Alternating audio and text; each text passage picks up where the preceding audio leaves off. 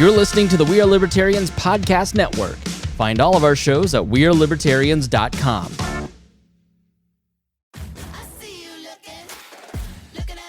Hey, what's up? It's Wanda Sykes. I'm here to remind you about something super important, getting your breast screened. Because trust me, your breast health should be a priority. Early detection for breast cancer can change the game, which is why you should visit yourattentionplease.com to learn more. And do me a favor, if you've already had a breast cancer screening, remind your friends and family to visit yourattentionplease.com too. We gotta look out for our girls. You know what's smart? Enjoying a fresh gourmet meal at home that you didn't have to cook. Meet Factor, your loophole in the laws of mealtime. Chef-crafted meals delivered with a tap, ready in just 2 minutes. You know what's even smarter? Treating yourself without cheating your goals. Factor is dietitian approved, chef prepared, and you plated. Pretty smart, huh? Refresh your routine and eat smart with Factor. Learn more at factormeals.com. Welcome to the Chris Spangle Show. Thanks for joining me here on the program. May sound a little bit different. I am sitting in my backyard, and I introduced this concept on a recent bonus episode where I gave my half-baked feelings on abortion. And I explained why I have half-baked notions on abortion, feeling a little bit stronger now that we've done some shows and I've done some research on it. But about where I stand on it. But I'm not going to belabor that point. I will talk a little bit more about that later. That's not the point of this show. But, I've been doing podcasting since 2007, and I've been doing this show for 10 years, and you got to keep it light and fun and experiment a little bit. And I am sitting in my backyard because I'm doing some porch sitting. And I have stolen so many things from the Don and Mike show, like the Canada bit, generous and thorough. Yes, as Don Geronimo says, if you're stealing from me, you're stealing twice. That is the radio creed. Deeply influenced by the Don and Mike show and then the Mike O'Meara show podcast. If you've never heard the Mike O'Meara show podcast, you should go check it out. Big fan of them. And the original formula of wall of friends sitting around and talking about issues all comes from Don and Mike, the Mike O'Meara show, Bob and Tom, Howard Stern. And I wanted to adapt a political slant to that kind of guy talk, sitting around a table, busting each other's chops. And that's really where I got the idea. But it gets to a point where it's nice outside and you want to sit outside and you don't want to sit inside your office/studio where it's hot because the sun's coming in the window, and you want to just sit out in the backyard and enjoy life. And so that's what I'm doing. And so Don and Mike used to pull, when they were on the radio, they used to pull their chairs, their rocking chairs out front of the studios. I mean, we're talking like 15, 20 years ago they'd do this, and it's porch sitting. They'd call it porch sitting. And they'd just rock in their chairs and go, yep. And it was very bad radio, intentionally. It was supposed to be funny. Hopefully this will not be bad radio to you, but that's why the sound quality is a little bit different. I'm just going to sit out here in the back and monologue a little bit and talk about something I've been thinking about this week. Where to begin? There's so many. I've recorded this twice already, and it just was terrible, so I'm redoing it. It didn't need to be 50 minutes. It can be 20, and I can get my thoughts out much quicker. Well, I always start with the theme and what we're going to talk about on that show. And this episode's theme is the courage that it takes to have actual community with people. I've mentioned in some episodes we're going to be talking a lot more about community. And the shifting direction of the show is not just... It's not that I'm not a libertarian, it's just that I would highly recommend going and watching The Whole Truth by Lauren Southern on YouTube. Lauren Southern was this, she calls herself part of the dissident right, Milo Yiannopoulos and Gavin McInnes and Tommy Robinson in Britain, which... By the way, 1,000 Muslims were just arrested in a grooming ring in one British town, so Tommy Robinson went to jail for saying that was going on. I'd just like to point that out. But Lauren Southern posted this video talking about all the stuff that's happened in her career as part of this dissident right. This new movement of basically like anti-immigrant, alt-right adjacent, if not outright alt-right figures who... I mean, just like, I'm not going to fill you in. She does a good job of explaining it. But she talks a lot in the video about her disillusionment with her movement. And starting out in her movement as a bright-eyed, naive idealist who's ready to change the world with all these great opportunities, and then just continually gets exploited by people like Milo Yiannopoulos and Tommy Robinson, gets put in all these really awkward positions with men in the movement, including Paul Joseph Watson, who turns out is exactly the type of guy you think he is. And the video is basically coming to grips with how to do her type of content, not giving up on her beliefs, but looking around and saying, what part did I play in, building a movement that abused a lot of people? Now, I don't know that I necessarily have a lot of those sins to mea culpa for, but I will say what I've struggled with over the last 2 or 3 years is just this idea of what is the libertarian movement. Coming from working for the Libertarian Party, coming from a political background, I no longer really see political action within any party as any kind of real solution. I really see it as just divisive and unhelpful and unchanging anything. And what I've struggled with over the last few years with this show are a few things, but mainly where to drive you. How do I, you can do these shows explaining the problem, but where do you direct that energy? And any good broadcaster, I think, has to direct you someplace. If they're going to inform you about a topic, and, I'm not a newsman. I'm not Mike Wallace. I'm not even Chris Wallace, trying to just give you the straight facts. I want you to do something with the stuff that we talk about here on the program. And where do I drive you? The Libertarian Party? I mean, I haven't felt like that was a real solution since 2014, 15.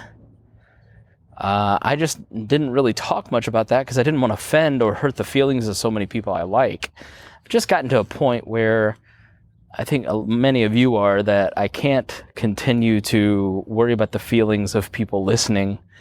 That doesn't mean that you get a license to be a jerk, but you at some point have to say what you think is true. That's what you come here to hear me talk about, which is what I think is true in this world.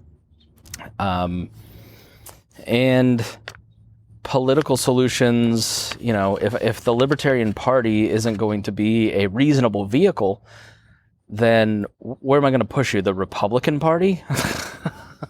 I learned that lesson in 2008.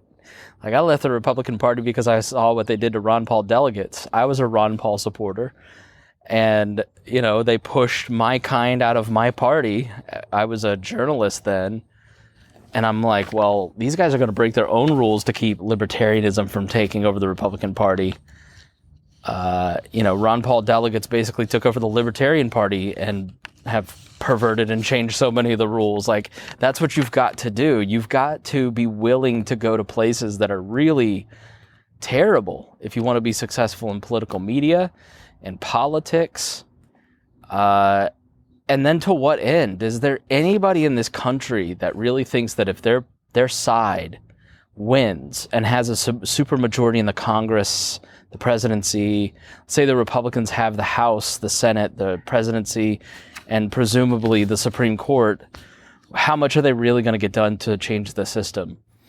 I don't know how much, if anything, that's worth at this point. How much change can actually take place through the political system? So what is the point of continually engaging in political action and political commentary and political solutions when all it breeds is divisiveness. But where do you drive people? I came to this conclusion largely through, I've had very formative experiences over the last 3 years. One of them is Leaders and Legends, the podcast that I do with Robert Vane. I'm the producer, and we've gone out and interviewed the elite of Indianapolis. And if you don't know the history of the Libertarian Party of Indiana, it's one of the most engaged, strongest affiliates in the entire network. There isn't a side that would disagree with that. When I was the executive director, we were at their peak. I'm not going to go Alex Jones and say I'm not bragging, but just the numbers don't lie. You know, Brad Klopfenstein had a good run in the mid-2000s. I had a good run in the mid-2010s, early 2010s. And the people that I'm going out and engaging with that are the elites, the decision makers, the top politicians, the top culture makers in this town, they don't know who I am. They don't know what the libertarians do. The heads of the other two parties are asking me questions that are just foundational about the party because they just haven't studied it. And it just sort of like hit me at a certain point that there wasn't much impact made in those 10 years, that I was really active, that the party was really successful, that we had hundreds of candidates running, and it just sort of kicks you in the balls. And you go, okay, well, then what's the solution? And so I haven't had a solution. And I'm still working on that somewhat. That's sort of what the future of the show is figuring out that piece, that third piece. Understand current events and the world around you, diagnose the problems, and then the third is, where are the solutions? How do I drive you to solutions? How do we come up with solutions together and highlight what you're doing? I think interviewing a lot of these nonprofits that you're starting to hear is a piece of the puzzle, because you get to hear the complexity of the problems, you get to hear the ideas of what people are working on and how they're engaging in those problems and how we can get involved in them. I'm leaning into the civil sector, the civil side of things, that third piece. There's business. Jason Stapleton does a great job of talking about the business side of liberty. Rimzo and Brian Nichols on our network do a great job of talking about financial freedom as a piece of liberation and liberating your own life. And I totally agree with that. A lot of podcasts talk about liberating, government from, we need to elect libertarians to office. As I said, I've been around doing this for 20 years. I'm kind of past that point in my life. I've done it, and I don't think it's that effective. So what's left? What's that third piece? It's civil society. It is, what is derisively known on the right as NGOs, or, in the rest of the world, nonprofits. It's church groups. It's synagogue groups. It's Muslim groups. It's the International Order of Odd Fellows. It's the Masons. It's community groups. It's homeowners. It's neighborhood groups. It's city farmers markets that are banded together. In Holland right now, many of you may know what's going on with the farmers. If you don't, you really need to look into what's happening with the farmers in Holland, in the Netherlands. I think that's the same thing. Hell if I know. But in the Netherlands, the government is basically implementing a lot of these World Economic Forum, UN plans for climate change, and starving the farmers there, and they're fighting back. And so what you saw with the truckers movement, you're seeing with farmers now, including the government firing on these people. So, hold on. Let me take a break. The neighbor just came out, and I don't want him to think that I'm crazy because I'm talking to myself. Canva presents the killer of productivity. It was an ordinary workday until... Oh no, this meeting... could have been an email. Run. Canva had a creative solve. Get email. I'll just put the info the team needs in a Canva doc, and I'll make it visual with images, charts, and graphics. Bring productivity killers to justice with creativity. Love your work at canva.com. Instead of going through the supermarkets and the farmers selling to the supermarkets, there's now these giant co-ops being organized in the Netherlands to support these farmers outside of the existing economic order. And I really think that that is the future. That is the base message of libertarianism. It's finding solutions outside of corporate America, outside of government. Yes, working with them as partners or fighting them in ways that they hurt the progress that we have defined outside of their existence, but starting to really dig into what is civil society and how can we change things. But to do that, you've got to have a couple pieces. You've got to have your own house in order. You've got to clean your room. You've got to make sure that you are supporting your family. I mean, the foundation of a libertarian society is a healthy individual, a healthy family, and a healthy community. And, you know, we talk all the time on the podcast about serving your circle. The 100 people, right? That example from Big Fish as he's being carried out at the end of Big Fish, a great movie. Some say the best. As he's being carried out to the river, he's surrounded by the 100 people that were in these stories that were in his life that he made an impact on. Those are the people that you can impact. And if you don't have 100 people in your life, you've really got to impact those people. You've really got to find new people. So I think a part of that is that you have to learn to be courageous. And you have to get out of your comfort zone and be willing to not be comfortable. You know, another formative experience that I've talked about is the pat down. And, you know, I work with several different audiences in my different jobs, not only this audience here, which is largely libertarians. The audience for the Chris Spangle show is around 5,000 people, to be candid, and many of you are white Christian Midwestern males, middle-aged, mid to upper income, well-educated. Surprise, you look like me. And that is a recurring theme in many of our lives. I grew up in Plainfield, Indiana. I grew up in a place that was 98% white, 2% Muslim. And it was a hardy Republican town. It was kind of a bubble growing up in the 90s. And it was 30 minutes away from downtown. And it was kind of secluded. It was cut off from Indianapolis because the airport's in between us. And, you know, this is not a racist town. That's not what I mean by saying that it's very homogenized. This was the national point of the Quakers, the meeting point. So there in the 1800s, the Quakers would have their national convention.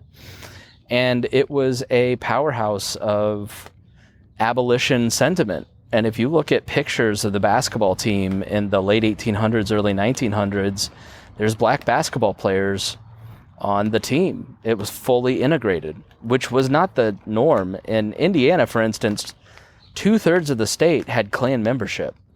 No, excuse me, 1/3 of the state had Klan membership. And it was extremely hard to join. It's starting to rain here, so I'm going to move under the little gazebo here. So I come from a town that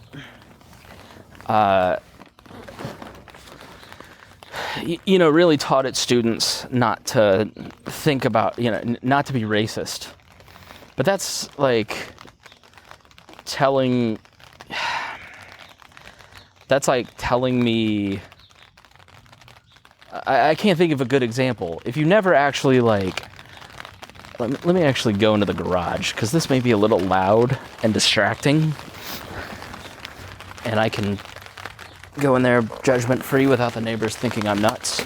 Oh, shoot. Dropped my water bottle.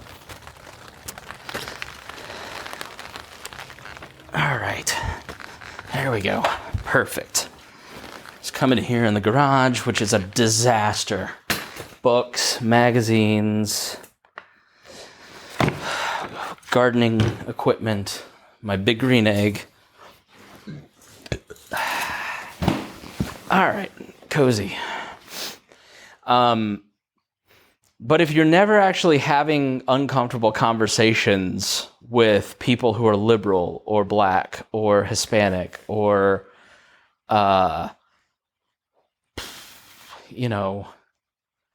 if you're raised, I wasn't raised in a Christian home by any stretch of the imagination. Like my 3-year-old stepdaughter sings "Jesus Loves Me," knows all the words. I don't even know all the words. Like, we're raising her in a different way than I was raised. I didn't become a Christian until I was 18. But I was surrounded by a very white Christian conservative culture. You didn't do drugs. You didn't have sex. These were very scandalous things.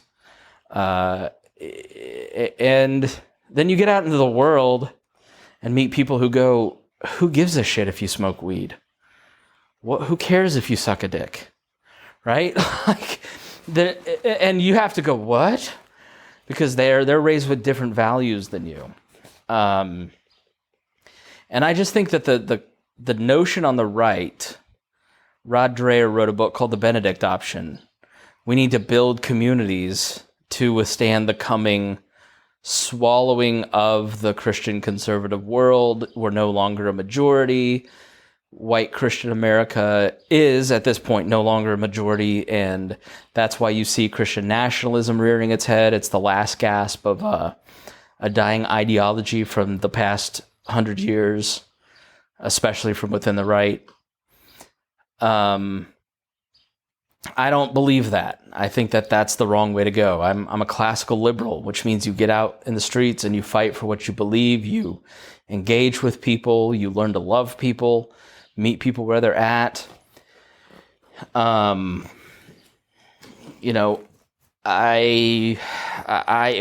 we were looking for a place to move to, part of me wanted to move back to Plainfield and wanted to be comfortable. I was doing the pat down, driving to Plainfield, feeling very nostalgic for the way that I grew up, because part of the pat down was talking to Miss Pat, who grew up in inner city Atlanta, never around white people, was scared of white people till she had to interact with them around 30, which is only like 20 years ago, right?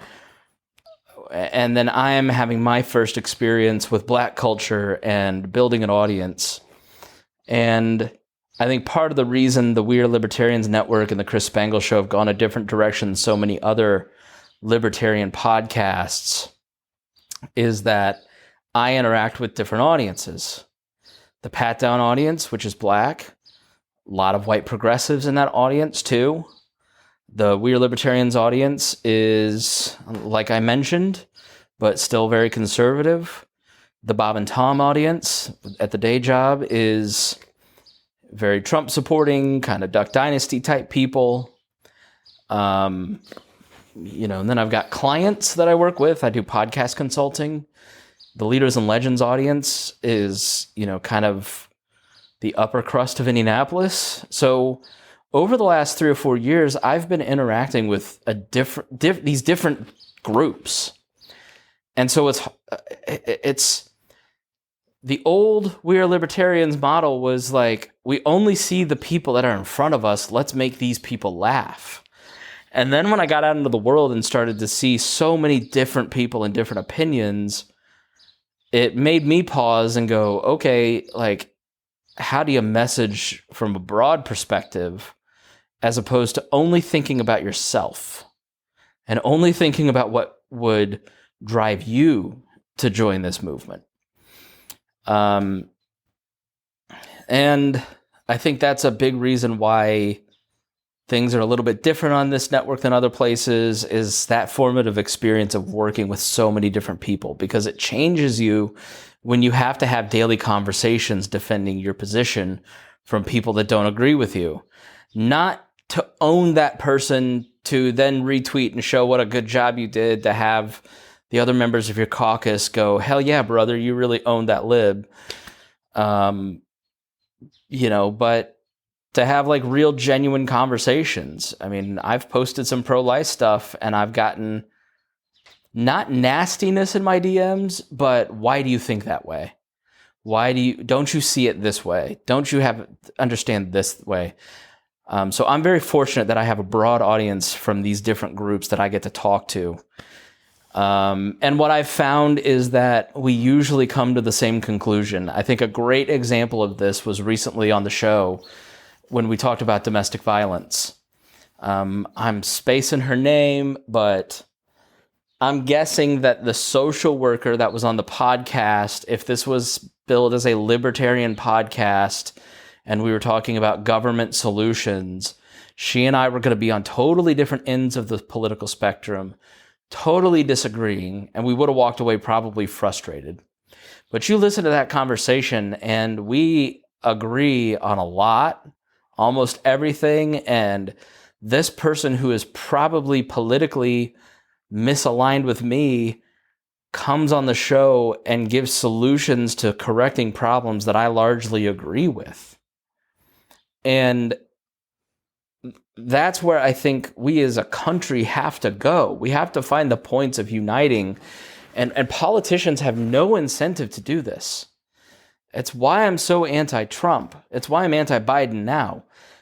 Like Biden the other day, he will trip over himself to put out a statement inflaming any culture war. He will do anything with an executive order to make it look like he is satisfying liberal Twitter.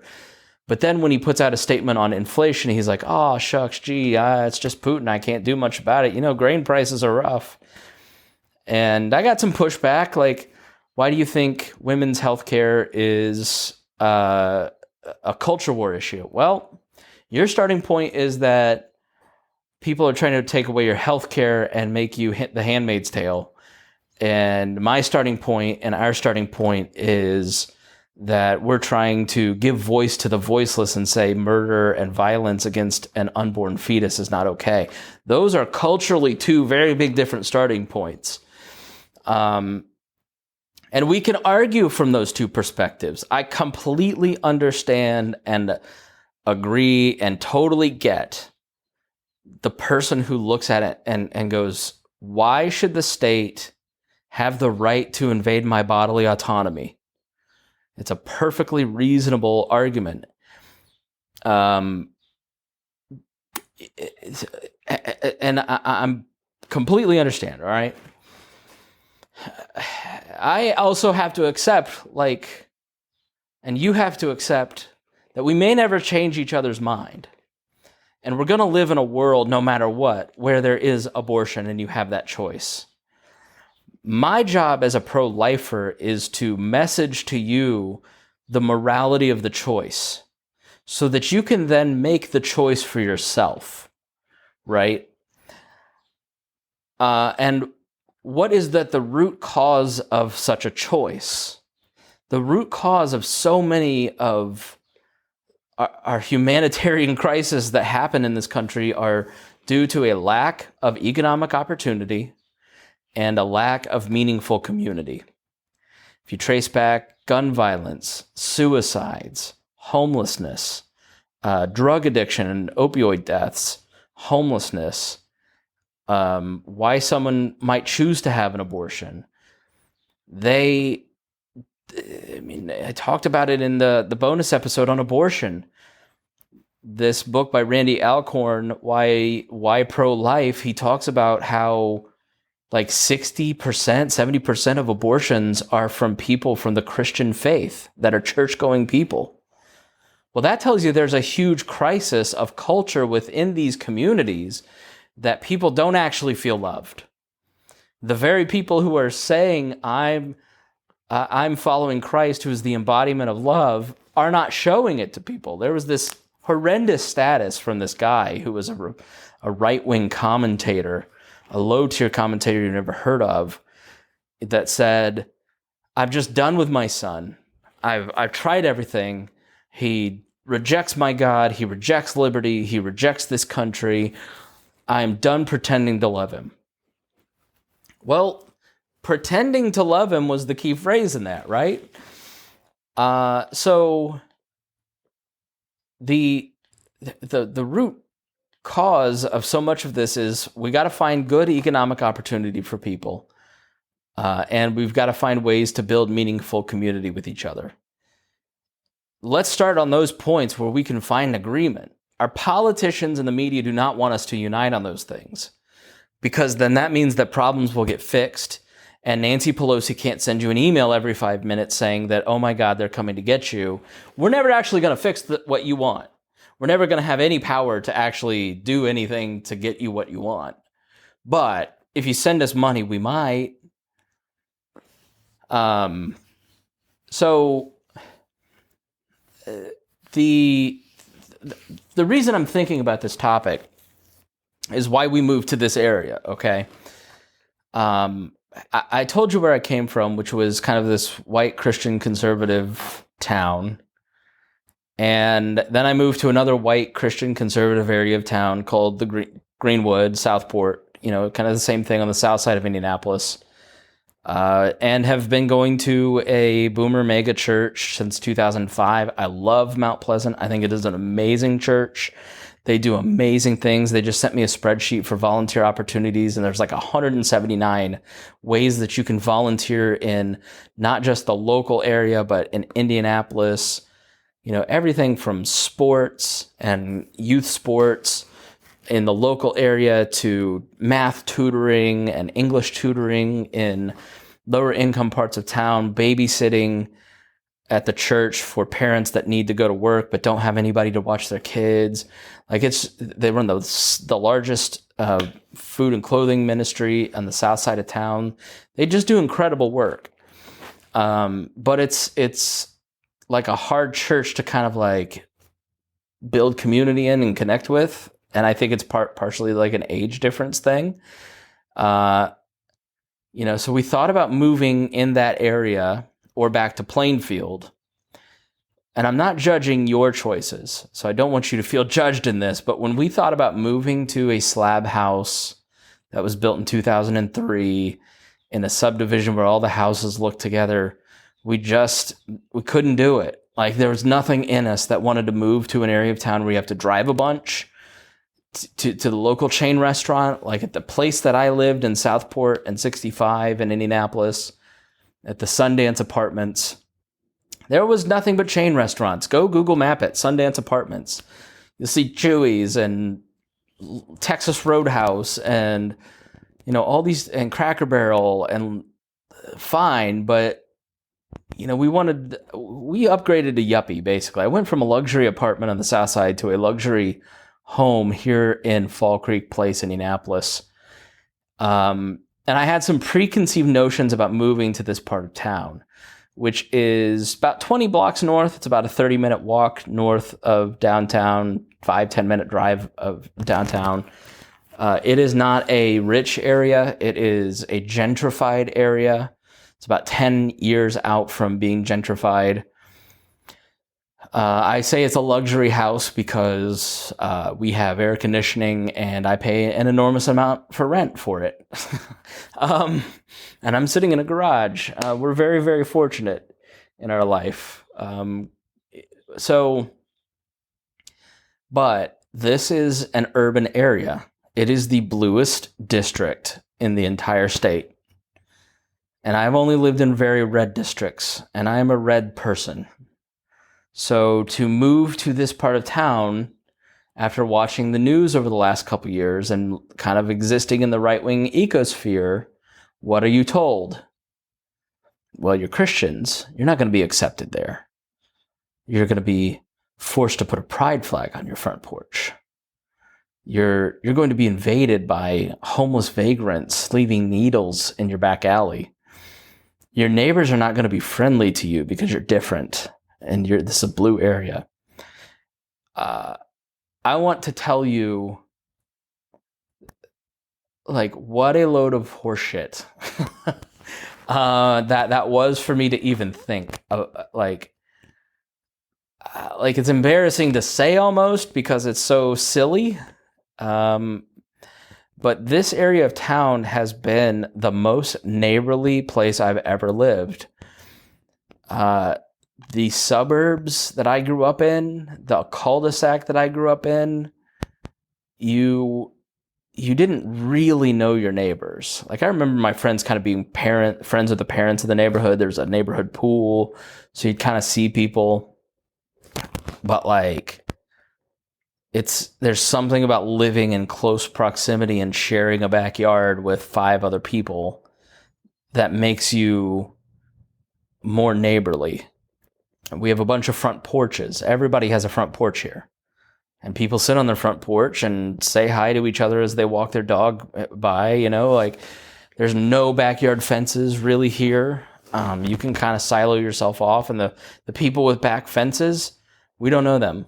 But the people without back fences, we chit chat with them in the alley. And of course there's a lot of kids. So, the stepdaughter, Squish, she's kind of helping us make friends and everything. Kids are the glue that kind of keep the world, keep community together, I guess. But we also have found a different church, which doesn't really have programs. Like, it's like the exact opposite of Mount Pleasant. It's called Redeemer Presbyterian. My buddy Josh Gillespie, who I think has been on the show, who's a political podcaster, the Political Nomad podcast. He is the guy that was when I was College Republicans president, he was our faculty advisor. He was an adjunct off-site super part-time professor with one class. And he was the only person willing to be the faculty advisor for the College Republicans in 2004. And that's when I first met him. We worked on a campaign together in 2004. He ran a blog, and he looks like a Presbyterian goer. So it's like everybody at this Reformed church looks like Josh Gillespie, the beard, plays the guitar, that sort of thing. But check out his podcast. This is also Benjamin Harrison's church, the former president. He lived down the block. And they have like no programs. They have barely any programs. Because everybody in the church is so engaged in their community already. They already volunteer for a nonprofit, or they work on a board, or they're engaged in their community in some way, that they kind of found that there's no point in having programs like Mount Pleasant, which like builds ministries, builds opportunities for people in Center Grove and Greenwood to come and volunteer. This church just kind of doesn't have, they don't have that. They have one program, and it's called Porching. And they just encourage people to like throw little parties for their neighbors and get to know them and build relationships with them so you can lead them to Christ, because they recognize that you can't like lead someone to Christ without having an actual like friendship with them and some trust built up, right? And we went to a book club, a book study or whatever, but Life Together by Dietrich Bonhoeffer, who was the German Lutheran pastor that was a really inspiring guy who stood up to the Nazis and went to a German concentration camp. And as the Russians and Americans were invading Germany and freeing the camps, they ordered Bonhoeffer killed. But he was giving he was basically giving a pro-Christian anti-state message in the 30s on the radio, and was cut midway, and was basically told by the Nazis, you can't speak publicly anymore. And he was offered asylum in Britain, and he turned it down and spent the rest of his time going around Germany, meeting in secret with Christians and helping build a Christian opposition to both spiritual, mental, emotional, physical opposition to the Nazis in Germany. And he was eventually arrested and killed in the concentration camp. And the book Life Together is basically about meaningful community. And one of the questions in the book study from the group gave us this quote. So the question that the pastor kind of wrote out, it's impossible to live in community without some measure of disappointment. When relationships don't come easily as you hoped, or when reality doesn't meet your expectations. Bonhoeffer says, only that fellowship with faces such disillusionment with all its unhappy and ugly aspects begin to be what it should be in God's sight.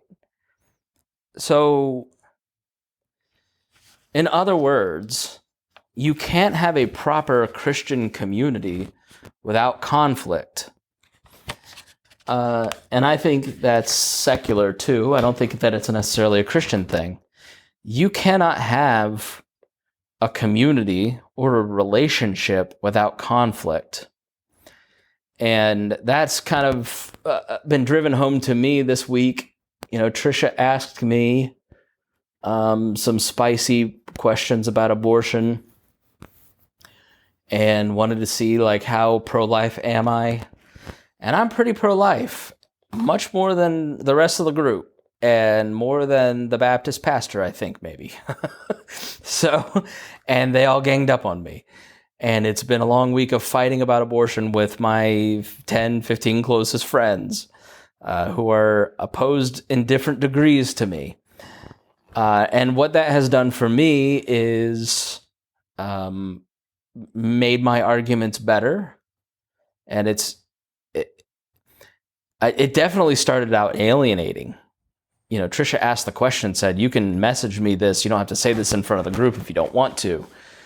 And this is a group where we share everything with each other. I have no secrets with anybody on earth. I just don't believe in having secrets. And I think that if you have friends and, you know, a spouse, you should have no secrets. You should live openly. I would say things on this show that I would say in real life. And I don't talk about people in a way that I wouldn't say it to their face, right? It just takes, when you do that, it takes the psychic energy out of it. Like you're not worried all the time. But she's like, you can DM me. And I thought, I can ignore this. Like, I don't have to give my opinion on this, that I know that they're all going to hate it. But in that moment, I was like, they're my friends. They're not going to like, now they got salty and everybody's still a little like, I mean, there is no doubt that people don't want to speak up and have the courage to say what they think because they don't want to be alienated. You're at the dinner table with your uncle and he's being racist and you just don't say anything because you don't want static. You don't want, it may be the wrong time, maybe inappropriate, but you never have the conversation later in private with them because you just don't want to rock the boat. This is a very, this is what I've come to learn, that this is a very white suburban thing, and that we don't want to rock the boat. And Miss Pat has taught me to rock the boat. Have some courage. Speak your mind, right? I want to know what you really think. Don't pussyfoot around, because people don't respect people who don't give their opinion, who just try to ameliorate all sides, try to please everybody. You don't please anybody. You don't please yourself. You're still left with anxiety. And people just don't have the same level of respect because you're not having the courage to say what you think. And, you know, after a few days of kind of going back and forth and having some stressful arguments with people I care about, they see my point of view. They may not necessarily agree, but my point of view on abortion is the same as Yemen. We shouldn't be sending weapons to Yemen, and it's immoral for the United States government to be killing Yemeni children.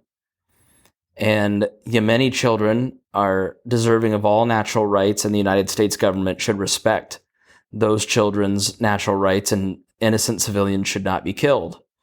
And in the same way, I think that a fetus, a child, has the same natural rights beginning at conception. And just because they're an inconvenient life, it does not mean that they should be given the death penalty. There's no other social ill that we give people the death penalty for other than people who commit heinous crimes. And even then, I don't believe that we should give them the death penalty. I'm trying to achieve a consistent ethic in life that reduces state violence, that reduces violence between two people. And abortion, in my mind, is inducing and encouraging violence. And too often people are looking at that as the first choice, as opposed to how do we create new economic opportunity and how do we create better support and better community for people so they don't have to make that choice. And now, so I look at it from the non-aggression principle, and the child at conception has natural rights. I'm not coming at it from a Christian perspective. I don't believe that the Bible or my religious views should be used in any form of lawmaking. I don't even think that my personal morals in a voluntary point should be forced on you, right? So I'm pretty let live. Like, I'm not going to have a gay relationship because of my personal code of ethics, but I will absolutely come to your gay wedding and be your friend, right? Like, if you've had an abortion, I love you and you're my friend, and I have no judgment on you because you were in a situation where you made a choice that I wouldn't have made, but at the time and in the place, I'm sure you had very reasonable thoughts on it, and I think that comes from loving Christ more than loving religion and trying to be a cultural Christian. I think Jesus loves a person who performs abortions. Jesus loves a person who's had abortions. Jesus loves people unconditionally. And that message often gets lost. But if you ask me my personal morals and ethics on a situation, I'm going to give them to you. And you can do with that what you wish.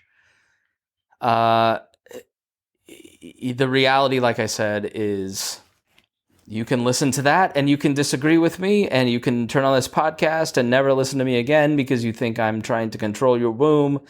I can't control my own womb. I don't know what's going on in my own body. So I'm not trying to control anybody. I'm just giving you my personal ethics on the situation. Now, this is not an opinion that I would have ever given on the show in the past because I was scared to. Because I was afraid that if I gave you my opinion on a divisive issue, that the person that is pro-choice might never listen to me again. But I'm just at a point where I've got to have some courage to say the things that I think are true, and you've got to sort it out. And you have to understand that I'm coming from a place that is steeped in love.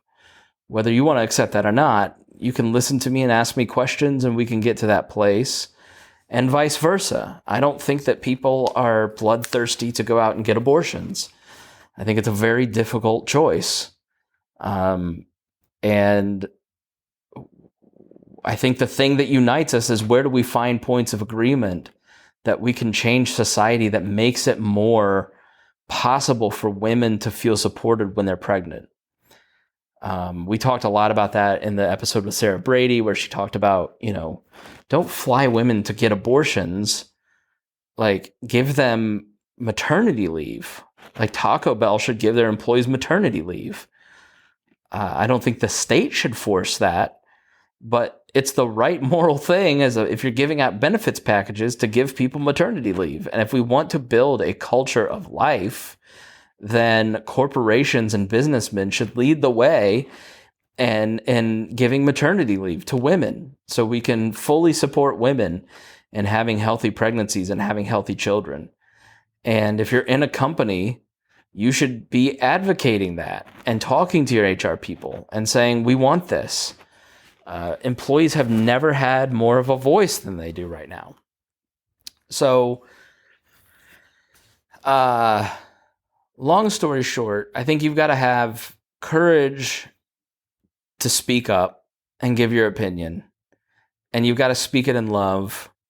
And you've got to really work on building communities and find points of agreement. Like, if there were one singular message of my broadcasting career, I think that's it, is putting myself in places that I'm uncomfortable in order to find places where I agree with people that I might, on the surface, disagree with them. And I think it's very easy to say we're all in community in the suburban way where you sort of wave at your neighbor as you walk from your car to your garage, but you don't really know their kids' names, and you really have no relationship. You're just sort of friendly with each other. It's a whole different ball game when you have to start engaging with them and having conversation with them. And listen, I'm the worst at this. Like Reagan, she will go out and meet a neighbor, and within 5 minutes come back. Like we were at church, she sat next to this girl, talked to her for like 10 minutes, and I swore they were like best friends. I was like, when did you meet her? How did you know her? She's like, oh, I just met her right there. Like, then how do you know her grandmother's name? Like, Reagan, like, will find out somebody's credit card number and what they want to name their grandchildren when they're 23. Like, it's insane. And I keep to myself. I like to put in my headphones and water my plants and keep my head down and not converse. I'm just by nature not a social person. My parents, I don't think either of my parents really have friends.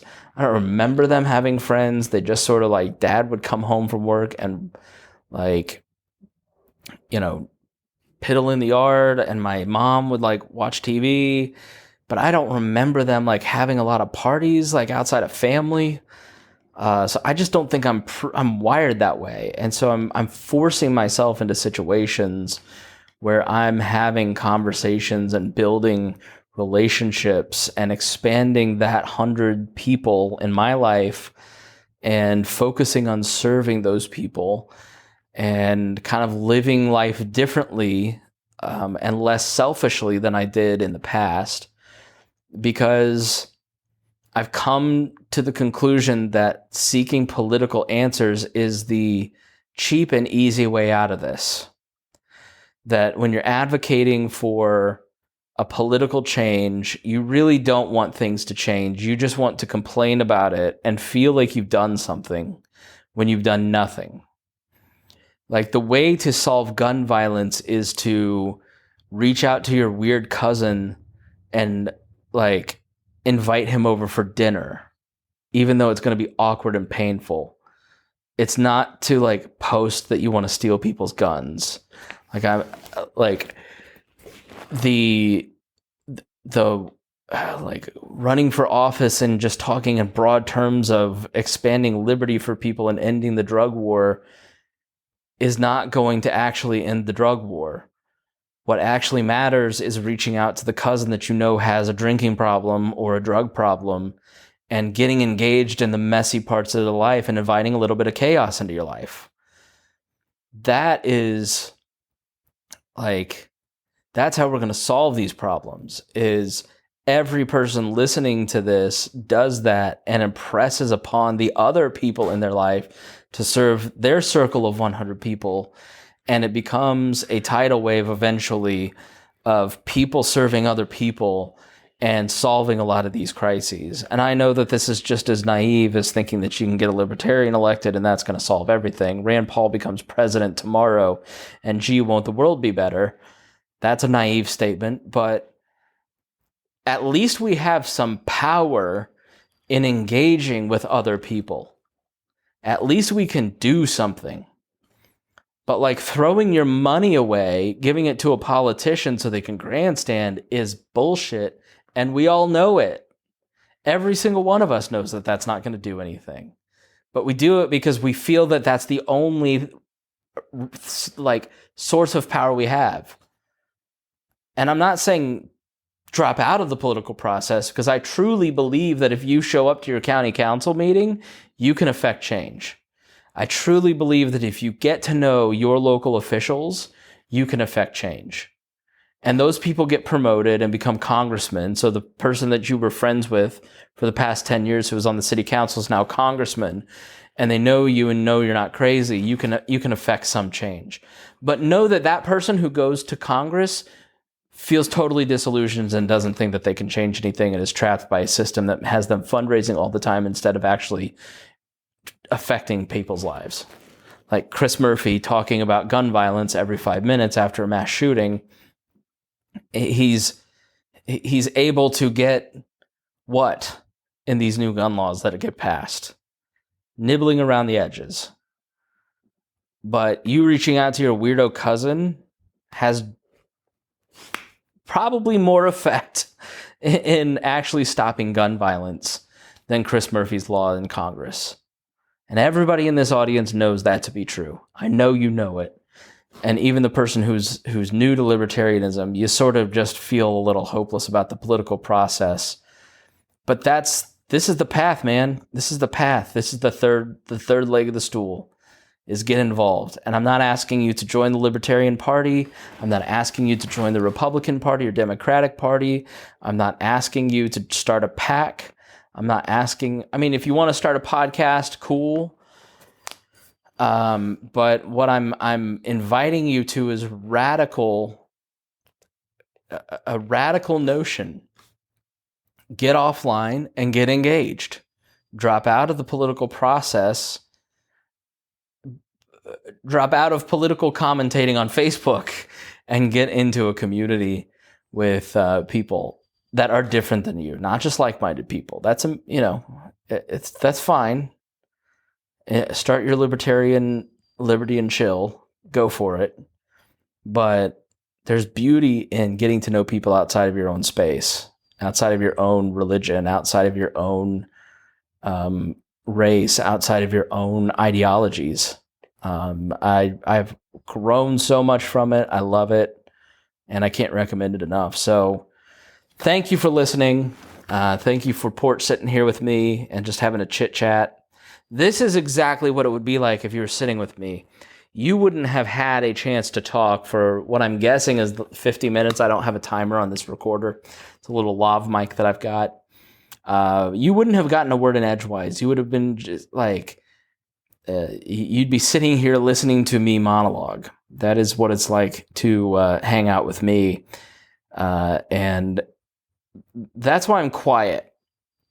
You meet me in person, I'm actually, people, because I'm obnoxious online, people think, oh, he must just be a big personality. And I'm not. I'm very quiet in person and a little shy, because I know if I start talking, I'm very conscious of not controlling the conversation, because if I get started, I will. And I don't want to do that, so I don't talk too much. But this is what it'd be like if we were actually hanging out in my backyard. I would just be rambling and venting and saying all kinds of things and looking at text messages from my mom and goodness. All right, everybody, thanks so much for joining me. I'll see you next time on the Chris Spangle Show.